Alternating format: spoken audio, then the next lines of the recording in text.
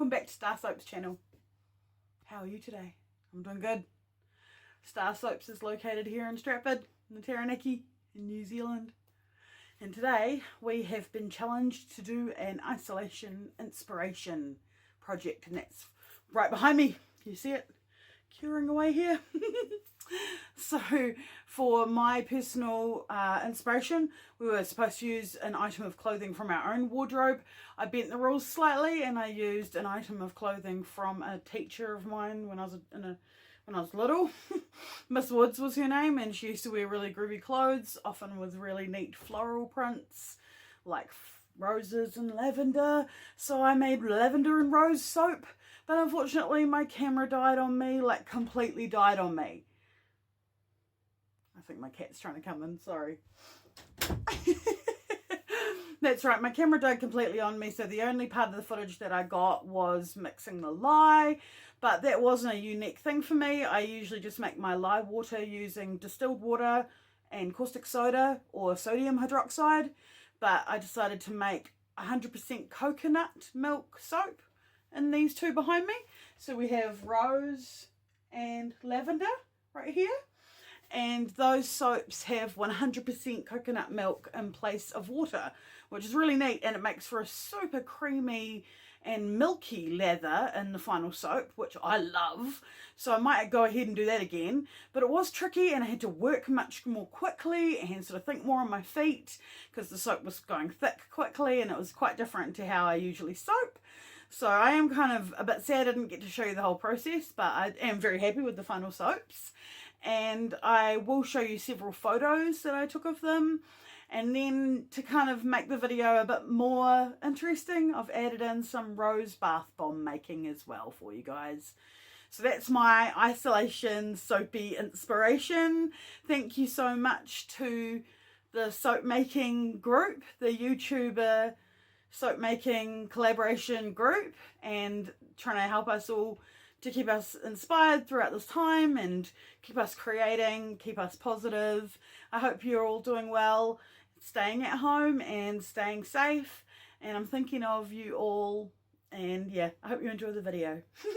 If you're not already and you want to be, hit that subscribe button down below and become a member of our StarrSoaps family. And hey, feel the soapy love. Alright, come along with me and I'll show you how to make it. Squee!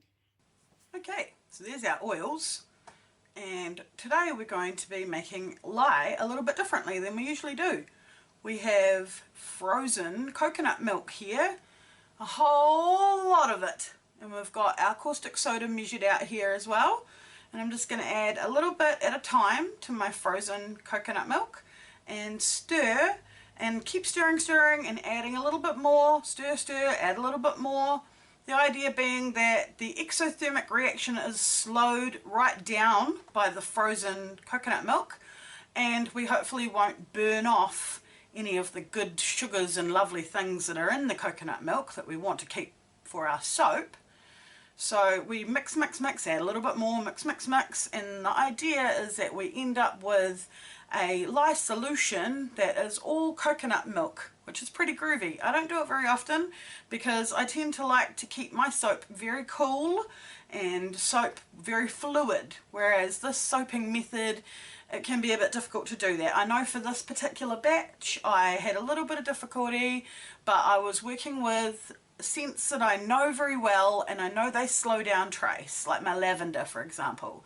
So even though my final soap has a bit of a speckled look, like it's almost like you can see the little pieces of goat's milk in it, coconut milk in it, even though that is the case, there is still a really beautiful swirl. So that's kind of neat. I'm kind of gutted that my camera died and I wasn't able to show you the entire process of me making the soap, but you will get to see the final soaps both in the mould and also when they've been cut, so that's something. And I really did want to include this video on my channel because of this method of making lye. It's another new thing for the channel, and I really like to do that whenever I can bring something new to you guys that I don't do very often. So I've given it a really good mix with a spoon there until everything feels pretty good and well incorporated. It's not gotten too hot. It hasn't gotten a burnt smell to it. It has slightly yellowed, so there's been somewhat of a reaction that's happened there. But we still have frozen pieces in there, keeping it nice and cool. So I'll just continue to stir it until every last little bit of that coconut milk is dissolved. And this was very much out of necessity. We bought a lot of frozen food and we were filling our freezer up with food to prep for lockdown, and I realized I had a lot of my soaping things in the freezer, like coconut milk and goat's milk, all frozen. So I had to hurry up and use them to make room for food in the freezer. And that's how this came about. We were also asked to choose something that inspired us from our clothing, from our wardrobe for this soap, and I ended up going with somebody else's clothing, a teacher of mine from when I was much younger at primary school. But I really love what that inspiration did, because all of these cute little petit four soaps you're seeing now were very much inspired by Miss Woods and her groovy style, the way that she dressed, and just everything about her. She was so groovy, and yeah, so I kept that in mind throughout the whole process. So thank you very much to the person from the YouTuber soap making collaboration group who encouraged us to do this as something just to keep our minds off everything and just to sort of keep us going. I do need that sometimes, this little bit of motivation, and these two soaps, my Rose and my Lavender, are always very popular soaps whenever I go to markets, which I won't be going to any markets for a little while, but that's okay, they'll keep when I do get to go back to markets. And I actually have a lot of soap from last year's inventory that I've been going around dropping off in people's letterboxes with a little note attached just saying that soap is our best defence, and just this is a little gift to sort of try and keep everybody feeling as bright and positive as possible during these times. So if you're a soap maker and you also have excess stock or like older stock that you would like to sort of get rid of, it's a really nice way to do it. The soap still works really brilliantly, and you can make sort of brighten someone's day. So those were all pictures of the rose. I didn't have any rose buds, so I topped them with those little diamond toppers. And this one is the lavender, and I didn't want to put lavender buds on because they always turn brown and they don't look nice. So instead I put some little soap dollops on top, and I had made, using blue melt and pour and then just cutting it with a little fine razor into these little pieces that sort of look like gems. So I made little clusters of those gems, and then the little blue stars are made from soap dough and a fondant cutter to make the little stars that I put on there as well. And I really love these soaps, guys. When I lather it up with the end piece, it's so luscious and creamy, and it's this really glorious white lather that really does encourage me to want to do this again with coconut milk. Shortly after this project, I attempted it with goat's milk, and I had very different outcome. And I do love my goat's milk, but I think I'll stick to the way that I usually add goat's milk. Whereas this way of using 100% coconut milk, I really love the outcome. So I might have to do that again. Coconut milk's not too expensive, and it's such a lush ingredient. So we had 2 loaves of the rose and 1 loaf of the lavender, and that's what you're seeing here. Is my little photographs of them all sliced into bars, and those swirls turned out really good. I'm really happy with how beautiful and delicate they are, considering how thick and chunky the soap got on me.